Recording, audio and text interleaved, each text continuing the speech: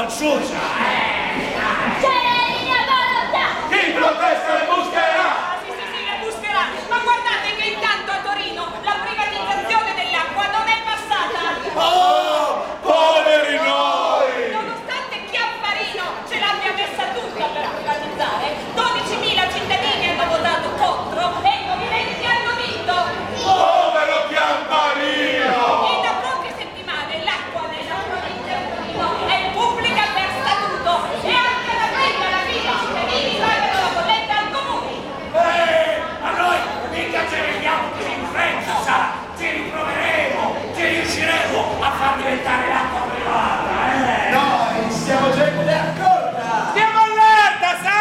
Noi teniamo duro! Con un occhio alle sue tasche e l'altro al futuro! Già, così, quando nel 2025 2/3 della popolazione mondiale non avrà più accesso alle risorse idriche, Sa che affari faremo noi altri?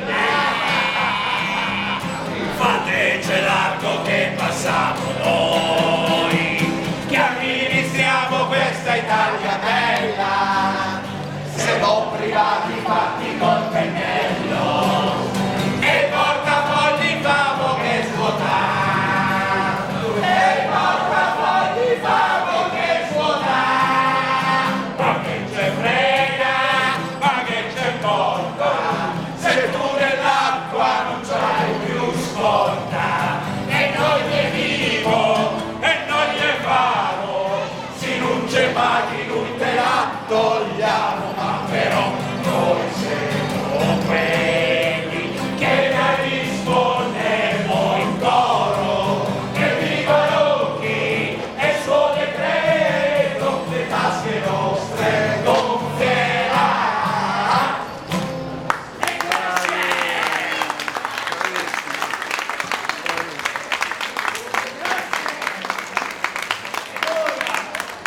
Ed ora, se volete partecipare a mantenere l'acqua del vostro rubinetto pubblica, lì c'è un banchetto per firmare per il referendum dell'acqua. Noi facciamo pausa e ci rivediamo tra un po'. Grazie mille!